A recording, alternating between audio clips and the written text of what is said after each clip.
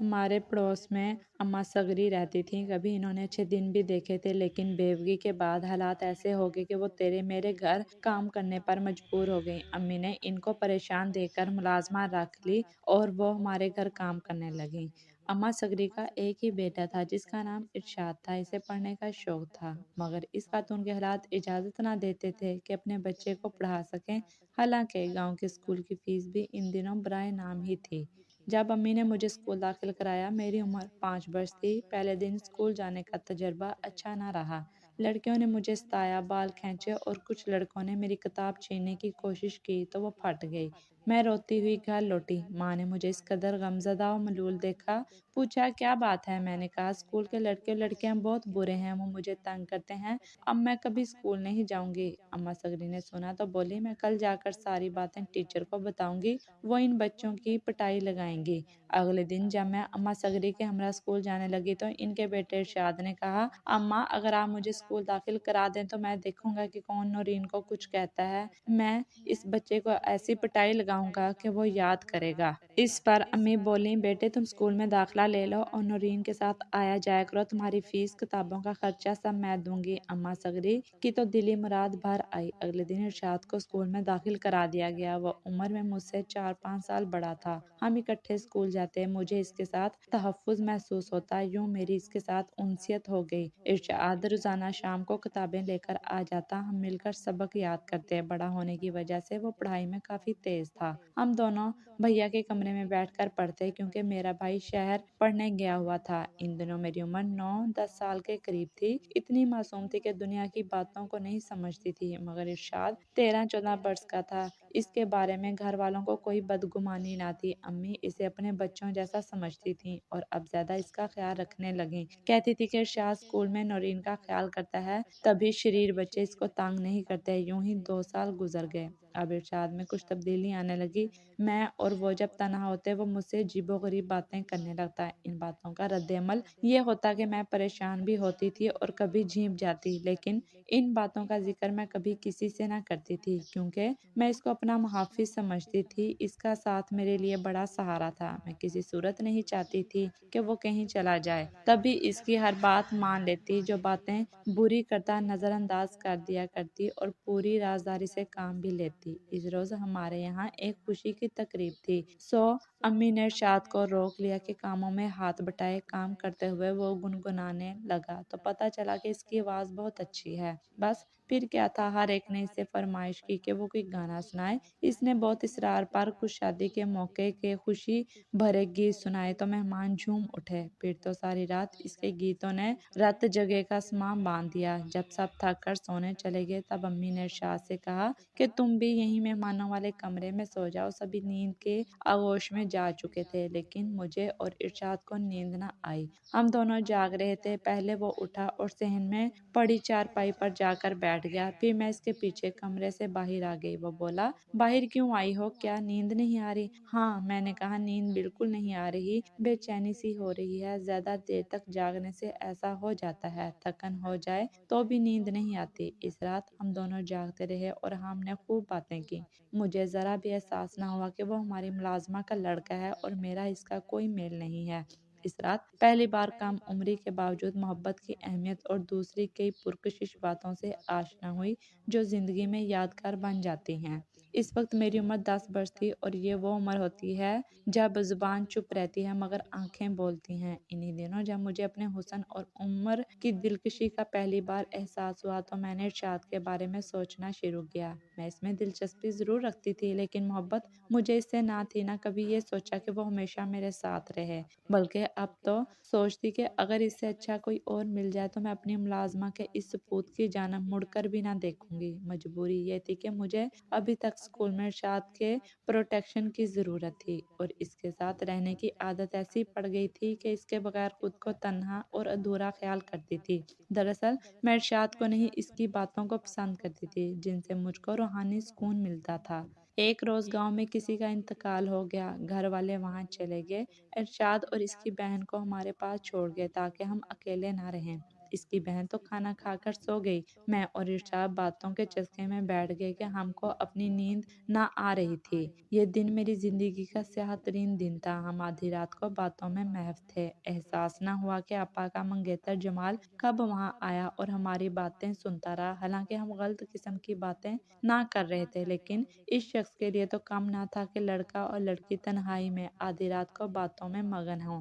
بہرحال جمال بھائی دبے قدموں کمرے میں آئے اور ہم کو بہت برا بھلا کہا۔ انہوں نے ارشاد کو تو دو چار جوتے بھی لگائے کہ نوکرانی کے بچے، تیری یہ ہمت، اپنی اوقات بھول گیا تو؟ انہوں نے بازو سے پکڑ کر اس کو اسی وقت گھر سے نکال دیا اور بولے، اب کبھی میں تیری صورت نہ دیکھوں، اب کبھی ادھر کا رخ نہ کرنا۔ ارشاد تو اس دن سے ایسا گیا، پھر کبھی لوٹ کر نہ آیا، لیکن میں کم نصیب آج بھی ایک گراں بوجھ تلے دبی سسک رہی ہوں۔ میرا خیال تھا کہ جمال بھائی خوب اس واقعے کی تشہیر کریں گے، امی ابا سے بھی شکایت کریں گے، باجی کو بتائیں گے کہ دیکھو تمہاری بہن کی یہ حرکتیں ہیں، لیکن انہوں نے ایسا نہ کیا، بلکہ اس جرم کی انہوں نے مجھے ایسی سزا دی کہ اے کاش مجھ کو موت ہی آ جاتی تو اچھا تھا۔ اب جب موقع ملتا وہ اس بات کی آڑ میں میرے نزدیک آ جاتے، دھمکیاں دیتے، اگر میرا ساتھ نہ دیا تو سارے زمانے میں رسوا کر دوں گا، تمہاری زندگی برباد ہو جائے گی، کسی کو منہ دکھانے کے قابل نہ رہو گی، نہ ہی تمہاری کبھی شادی ہو سکے گی۔ میں سہم کر رہ جاتی،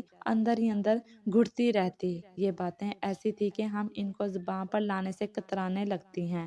مجھ پر ان کا اس قدر رعب و دہشت طاری ہوئی کہ ان کے دیکھنے سے میری روح فنا ہو جاتی۔ دل سے چاہتی تھی کہ امی سے کہہ دوں کہ اس عذاب سے جان چھوٹ جائے، پھر آپا کا خیال آتا، وہ ان سے بے حد محبت کرتی تھی، 6 ماہ بعد ان کی شادی ہونے والی تھی، امی سے کہوں یا آپا ہی سے کہہ دوں، بس یہ سوچتے سوچتے صبح ہو جاتی۔ میں ایک کامسن بچی، عقل کم اور خوف زیادہ، اتنا حوصلہ تھا اور نہ اخلاقی جرأت تھی، تب دل سے دعا کرتی، یا اللہ کہیں سے آپا یا بھائی آ جائیں اور اس مردود کو دیکھ لیں، بے شک مجھے جو برا بھلا کہیں، لیکن اس خبیث انسان کا تو اسی وقت فیصلہ کر ڈالیں گے۔ بہت دکھ ہوتا تھا اپنی بزدلی پر۔ سب کہتے ہیں نورین کو دیکھو کتنی اچھی تربیت ماں نے اسے دی ہے کہ چپ رہتی ہے، خواہ مخواہ چپڑ چپڑ نہیں کرتی، فالتو بات تو کرنا جانتی ہی نہیں، جیسے اس کے منہ میں زبان ہی نہ ہو۔ اچھی لڑکیوں کے یہی طور اتوار ہوتے ہیں کہ فضول میں ہر وقت باتیں نہ بگاڑیں، بہت عقل مند اور سنجیدہ لڑکی ہے۔ تبھی میں سوچتی ہے کاش کہ میری زبان ہوتی، میں چپڑ چپڑ ہی بولتی، مگر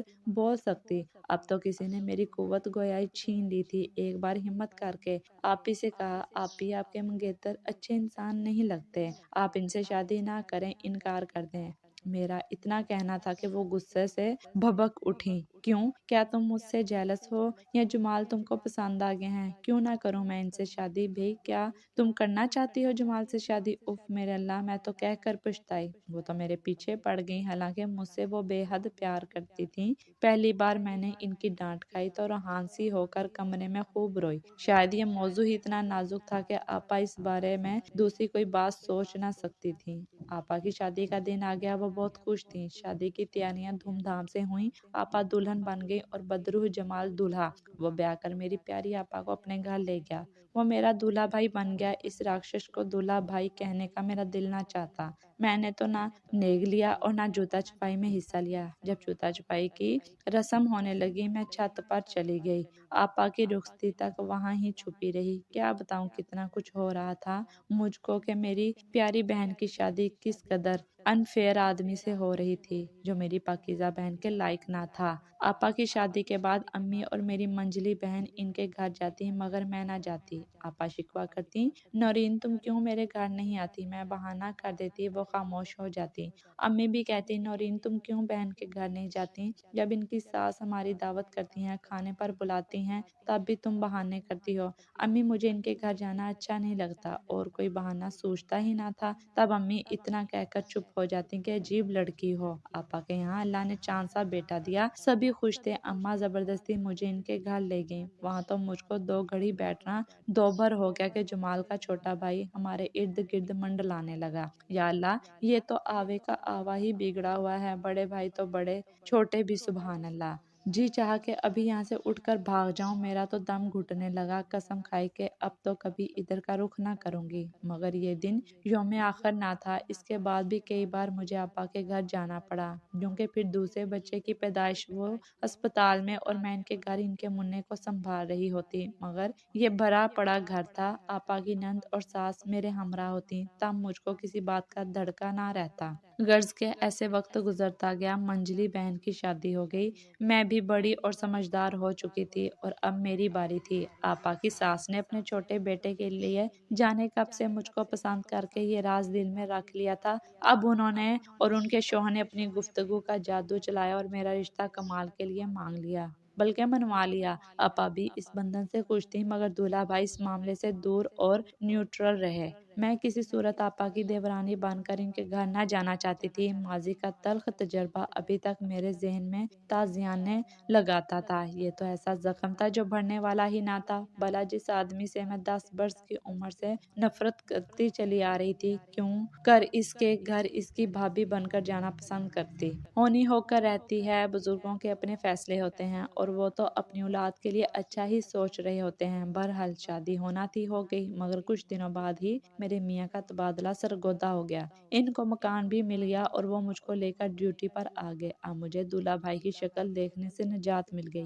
کمال بہت اچھے انسان تھے، مجھ کو ان سے کوئی گلہ نہ تھا۔ ہم یہاں شہر میں ہنسی خوشی زندگی بسر کرنے لگے، مگر کلیجے میں ایک پھانسی چبھی رہتی تھی۔ جی چاہتا کمال کو بتا دوں یہ تمہارا بھائی کس کردار کا مالک ہے۔ اللہ نے میری سن لی اور وہ نوکری کے لیے 5 سال کے کانٹریکٹ پر دبئی چلے گئے۔ 5 سال میں صرف ایک مرتبہ عید کی چھٹیوں پر آپا اور جمال گھر آئے اور میں عید کے بہانے میکے چلی گئی۔ وہ 1 ہفتہ رہ کر واپس چلے گئے۔ کوئی طویل المدت پروجیکٹ تھا اور ابھی مکمل نہ ہوا تھا، لہٰذا ان کو دوبارہ 3 سال کے لیے کانٹریکٹ پر رکھ لیا گیا۔ وہ وہیں رہ گئے۔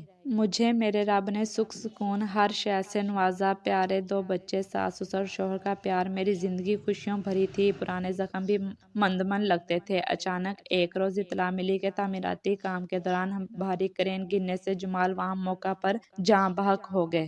دوسرے بھی کافی کارکن زخمی ہوئے تھے اور کچھ جاں بحق ہو گئے تھے۔ یہ ایک بڑا حادثہ تھا، ماضی میں جو بھی برا ہوا تھا، لیکن یہ حادثہ اس سے برا تھا کیونکہ میری پیاری آپا کا گھر اجڑ گیا تھا، ان کی بادشاہی بیوگی میں تبدیل ہو گئی اور ان کے 3 بچے یتیم ہو گئے۔ آپا کا سہاگ لٹ گیا، وہ بیوہ ہو کر دولہا بھائی کی میت کے ساتھ وطن لوٹیں۔ وہ بہت غمزدہ تھیں اور مجھ سے ان کا غم دیکھا نہ جاتا تھا۔ میرے دل میں اپنے دولہا بھائی کے لیے غصہ تو بہت تھا، لیکن میں نے کبھی یہ نہ چاہا کہ آپا کو اتنا غم ملے کہ میری بہن بیوہ ہو جائے یا ان کے بچے یتیمی کے دکھ سے دوچار ہوں۔ لیکن خدا کی کرنی، ان کی قسمت میں ایسا ہونا ہی لکھا تھا، سو ہو گیا۔ خدا جانتا ہے میں نے کبھی ان کو ایسی بد دعا نہ دی تھی۔ اللہ تعالیٰ کی مصلحتیں اور اس کی مرضی، وہ جو چاہے ہو جاتا ہے۔ انسان تو بے بس ہے، قادر کی مرضی کے آگے سر تسلیم خم کرنا پڑتا ہے اور یہی بندگی کا تقاضا بھی ہے۔